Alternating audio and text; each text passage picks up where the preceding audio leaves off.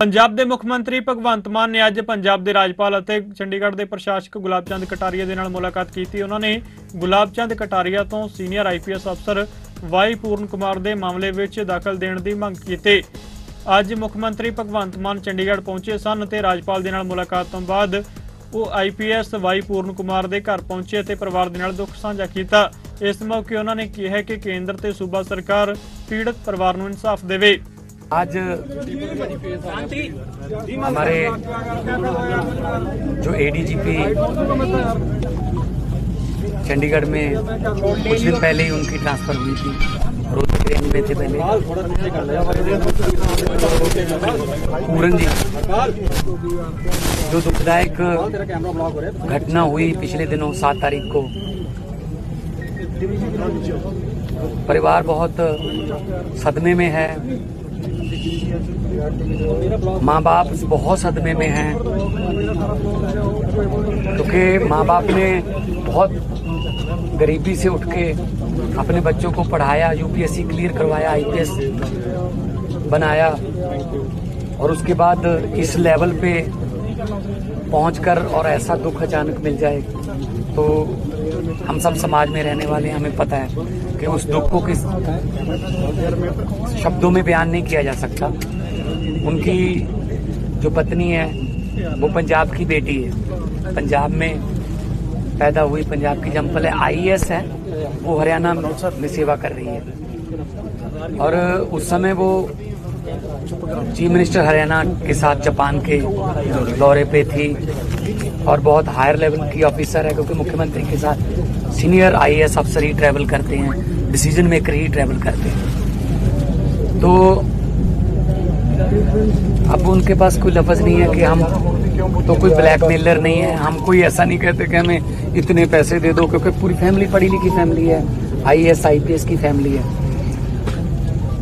तो उनको भी इतने दिन इंतजार करना पड़ रहा है, उनको भी इंसाफ की गुहार लगानी पड़ रही है। जो खुद लॉ मेकर्स थे और लोगों को इंसाफ देते थे, 4-5 जिलों में SSP भी रहे हैं पूरन जी, हरियाणा में सभी जगह से लोग भी आए हुए मिले हैं मुझे। तो ये मतलब क्या ये कोई षड्यंत्र है कि गरीबों को ऊपर बड़ी कुर्सियों पर बैठते हुए देखा नहीं बर्दाश्त करना, उनको अपमानित करना, चाहे ट्रोल आर्मी करती है, चीफ जस्टिस ऑफ इंडिया, उनको ट्रोल किया जा रहा है, उनको अपमानित किया जा रहा है, उनके मीम्स बनाए जा रहे हैं। मतलब ये तो बहुत ही दुखदायक है। भारत एक गुलदस्ता है, गुलदस्ते में एक ही रंग के फूल थोड़ी चलेंगे, एक ही रंग का गुलदस्ता अगर होगा तो ज्यादा देर देख नहीं पाओगे।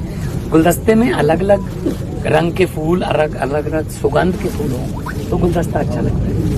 अगर कोई आम घर का बेटा, कोई गरीब घर का बच्चा पढ़ लिख के ऊपर तक पहुंच गया तो उस लेवल पे भी आप उसको मतलब काम नहीं करने देते, जाओ उसको ऐसी टिप्पणियां करते हो, ऐसी उसको अपमानित किया जा रहा है उसको, कि वो इस लेवल का स्टेप लेने पे मजबूर हो गया कि अपनी जान दे दी।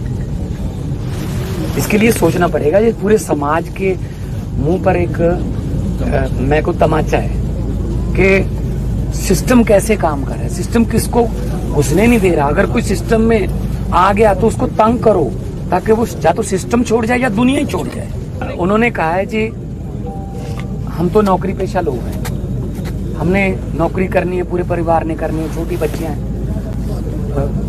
वो भी मतलब बहुत इंटेलिजेंट लड़कियां हैं, मिली थी दोनों बच्चियां, वो भी पढ़ रही हैं कि जी हमें इंसाफ दे दो। वो तो कहते मैंने वो 8 तारीख को आई, कहते मैंने उसी दिन बोल दिया था कि 9 तारीख को पोस्टमार्टम करवा लो, FIR कर दो बस। तो FIR की उसमें नाम ही नहीं लिखा किसके खिलाफ है, तो इसका मतलब तो कुछ उनके मन में है कि इसको बाद में कुछ कर लेंगे, इसका टेम्परिंग कर लेंगे या कुछ भी कर लेंगे। तो बहुत ही दुख की बात है, बहुत ही मैं हरियाणा के माननीय मुख्यमंत्री साहब को और केंद्र सरकार को विनम्र बेनती करना चाहता हूं कि इस परिवार के साथ खड़ी है।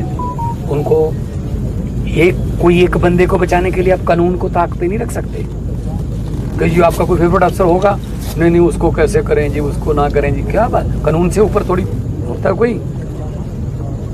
तो इसलिए लोगों को लगे कि हाँ इंसाफ हो भी रहा है, दिखना भी चाहिए, इंसाफ होना भी चाहिए, दिखना भी चाहिए साथ में।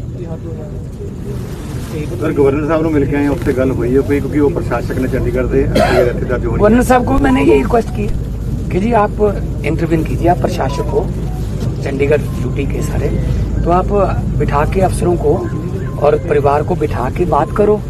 बात करके अब वो मिट्टी रोलने का क्या फायदा हुआ?